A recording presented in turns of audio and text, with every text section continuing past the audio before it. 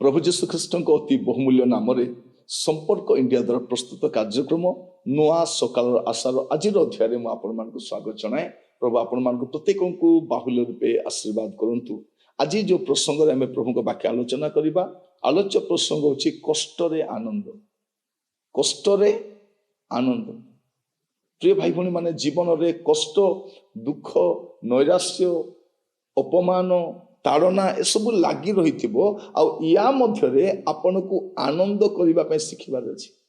कष्टरे आनंद आज प्रसंग होची कष्टरे आनंद। आप देखिए जे आद्य मंडल विश्वासी मान जीवन रे बहुत प्रकार कष्ट थिला, रकम रकम कष्ट थिला, कहार कष्ट काठार कम नथिला, किंतु से माने आनंद करने शिखी थे। आज समय रे मांडलिक जीवन रे ख्रिस्टियन जीवन रे बा सेवक मान जीवन से आनंद देखा जाऊ नहीं। कारण कष्ट आम कहूँ आम कष्ट केमिति आनंद करि परिबा, ताड़ना रे केमिति आनंद करि परिबा, अपमान रे केमिति आनंद करि परिबा।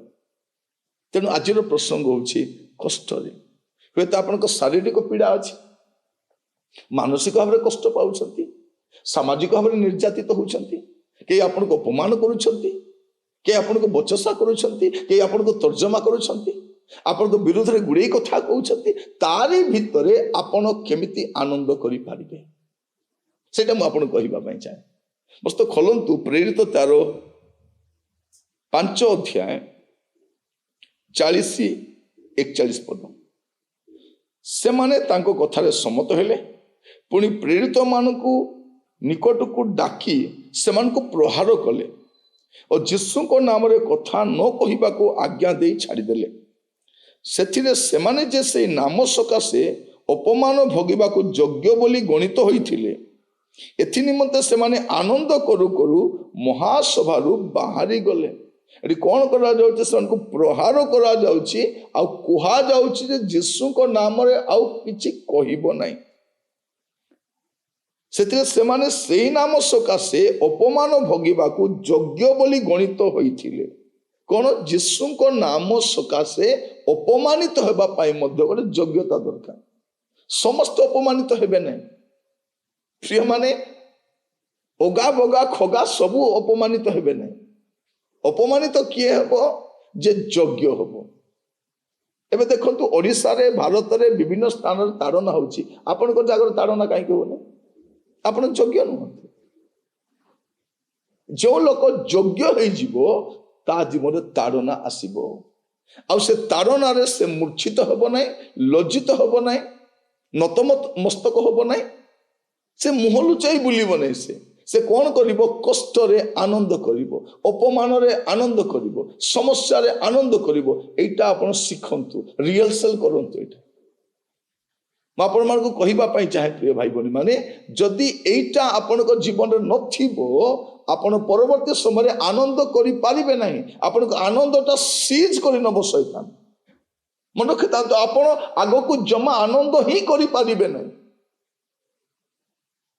देखा जाछ कोन सेतरे सेमाने सेही नाम सकाशे अपमान भोगिबा को योग्य बोली गणित होइतिले, एथि निमंते सेमाने आनंद करू करू महासभारू बाहरी गले। कष्टरे सेमाने आनंद करूछन, ताड़ना रे आनंद करूछंती, अपमान रे आनंद करूछंती, दुर्दशा रे आनंद करूछंती। आश्चर्य लागुने आपन को? एटा ख्रिस्टियन आनंद। से कौन करे? कष्टरे आनंद करे, कष्टरे आनंदित थाए, କଷ୍ଟରେ ତାର ଆନନ୍ଦ ନଷ୍ଟ ହୁଏ ନାହିଁ। ମୁଁ ଆପଣମାନଙ୍କୁ କହି ରଖି ପ୍ରିୟ ଭାଇ ଭଉଣୀ ମାନେ, ଆନନ୍ଦ କରିବା ପାଇଁ ଆମେ ଶିଖିବା ଦରକାର। ଆପଣଙ୍କ ଆର୍ଥିକ ସମସ୍ୟା ଥାଇପାରେ, ଆପଣ ଗୁଡ଼ିଏ ସମସ୍ୟା ଦେଇ ଗତି କରୁଥାଇପାରନ୍ତି, କିନ୍ତୁ ଆନନ୍ଦ କରିବାକୁ ତ ପଡ଼ିବ। ହବକୁ ସେୟା କହୁଛନ୍ତି। ହବକୁ 3 ପର୍ବ ତାର 17-18 ପଦରେ ସେ ଗୋଟେ କଥା ସ୍ପଷ୍ଟ କହୁଛନ୍ତି।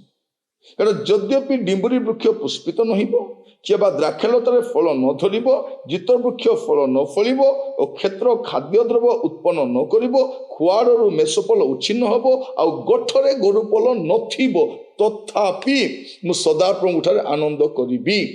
ମୁଁ ଆପଣ ତ୍ରାଣର ପରମେଶ୍ୱରଙ୍କ ଠାରେ ଉଲ୍ଲାସ କରିବି। ଏଇଟା ମୁଁ କରିବି ହିଁ କରିବି, ଆନନ୍ଦ କରିବି।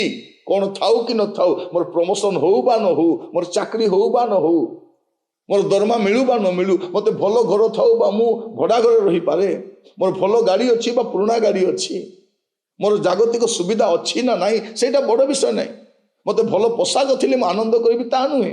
ହୁଏତ ମୋତେ ପୁରୁଣା ପୋଷାକ ଥାଇପାରେ, ହୁଏତ ମୋର ଘର ସେରକମ ଭଲ ନଥାଇପାରେ, ମୋର ଆର୍ଥିକ ସ୍ଥିତି ଭଲ ନଥାଇପାରେ, କିନ୍ତୁ ମୋତେ ଆନନ୍ଦ କରିବାକୁ ପଡ଼ିବ। ଏଇଟା ହବକୁ କାମକୁ ଶିଖାଉଛନ୍ତି। ମୋର ପ୍ରିୟ ଭାଇ ଭଉଣୀ ମାନେ, ମୁଁ ଆପଣମାନଙ୍କୁ କହି ରଖେ, ଆସନ୍ତୁ ଆଜି ଆମେ ପ୍ରାର୍ଥନା କରିବା ଆଉ ପ୍ରଭୁଙ୍କ କତିକି ଯିବା ଆଉ କଷ୍ଟରେ ଆନନ୍ଦ କରିବା ପାଇଁ ସାହାଯ୍ୟ ମାଗିବା। ପ୍ରିୟ ଭାଇ ଭଉଣୀ ମାନେ, ଆଗାମୀ ଦିନରେ ଏ ପ୍ରକାର ଥିବ ଯେ ଯାହାର କଷ୍ଟ ତା ପାଇଁ ଯଥେଷ୍ଟ ଥିବ। ଆପଣଙ୍କୁ କେହି ସାନ୍ତ୍ୱନା ଦେବାକୁ ଆସିବେ ନାହିଁ। ଆପଣଙ୍କୁ ସମାଲୋଚନା କରିବା ଲୋକ ଗୁଡ଼େ ମିଳିବେ, କିନ୍ତୁ ଆପଣଙ୍କୁ ସାନ୍ତ୍ୱନା ଦେବା ଲୋକ, ଆପଣଙ୍କ ବିରୁଦ୍ଧରେ କହିବା ପାଇଁ ଗୁଡ଼େ ଲୋକ ମିଳିବେ, କିନ୍ତୁ ଆପଣଙ୍କ ସପକ୍ଷରେ କହିବା ଲୋକ, ଆପଣଙ୍କୁ ଅଙ୍ଗୁଳି ଦେଖାଇବା ଲୋକ ଗୁଡ଼େ ଲୋକ ମିଳିବେ, କିନ୍ତୁ ଆପଣଙ୍କୁ ଏପ୍ରିସିଏଟ କରିବା ଲୋକ, ଆପଣ ପାଇବା ବହୁତ କଷ୍ଟକର। ଯୀଶୁଙ୍କୁ କ୍ରୁଶରେ ଚଢ଼େଇବା ସମୟରେ ପାଖରେ କେହି ନାହାନ୍ତି। ସେ ରୋଟିଖିଆ ଗୋଷ୍ଠୀ ପଳେଇଛନ୍ତି, ସେ ମିରାକଲ ଗୋଷ୍ଠୀ ପଳେଇଛନ୍ତି, ଏମାନେ ପଛରେ ପଡ଼ିନାହାନ୍ତି, କେହି ନାହାନ୍ତି। ଆପଣ ଦେଖିବେ ବାପି ଜଗ ଜହନଙ୍କର ମସ୍ତକ ଛେଦନ କରାଯାଇଛି। ତାଙ୍କର ସମାଧିରେ ଜନସମାବେଶ ନାହାନ୍ତି, ଶିଷ୍ୟମାନେ ନେଇ ସମାଧି ଦେଇ ଆସୁଛନ୍ତି। ଭାବି ଦେଖନ୍ତୁ, ଷ୍ଟିଫାନକୁ ପଥର ଫୋପାଡ଼ିବା ଲୋକ ଗଦା ଅଛନ୍ତି, କିନ୍ତୁ ତାଙ୍କୁ ପଥର ଫୋପାଡ଼ି ତାକୁ ମନା କରିବା ଲୋକ କେହି ନାହାନ୍ତି। ଯୀଶୁ ନୀରବ ହେଇକି ଦେଖୁଛନ୍ତି। ସେ ବୁଝି ଯାଉଛନ୍ତି ଯେ ମୋ ପ୍ରତି ଯାହା ହେଇଛି ମୋର ଦାସ ପ୍ରତି ବି ତାହା ହେଉଛି। ତେଣୁ ଆପଣ ମନେ ରଖିଥାନ୍ତୁ, ଆପଣଙ୍କୁ ସାହାଯ୍ୟ କରିବା ପାଇଁ, ଆପଣଙ୍କ ତତ୍ତ୍ୱାବଧାନ କରିବା ପାଇଁ, ଆପଣଙ୍କୁ ଆହା ବୋଲିବା ପାଇଁ କେହି ନଥିବେ।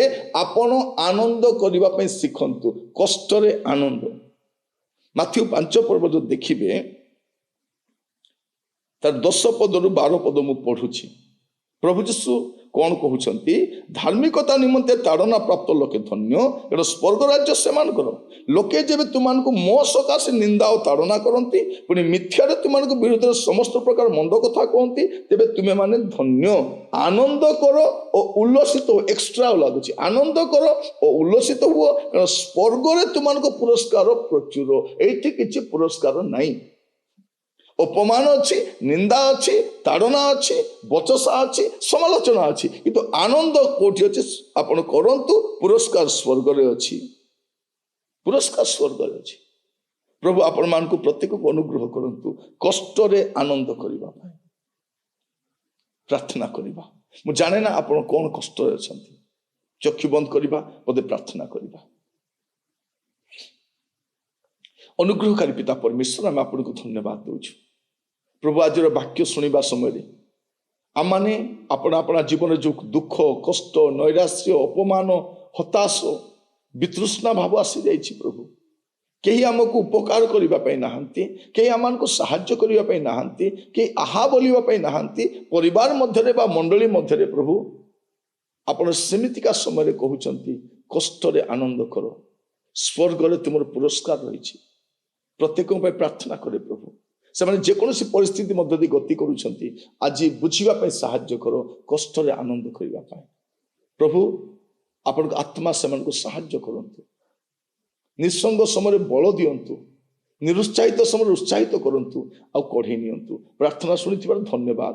ଆଦର, ମହିମା, ଗୌରବ ଆପଣଙ୍କୁ ଦେଇ ପ୍ରାର୍ଥନା ମୋର ପ୍ରାଣର ପ୍ରିୟ ଯୀଶୁଙ୍କ ନାମରେ ମାଗିଲି, ଆମେନ୍, ଆମେନ୍।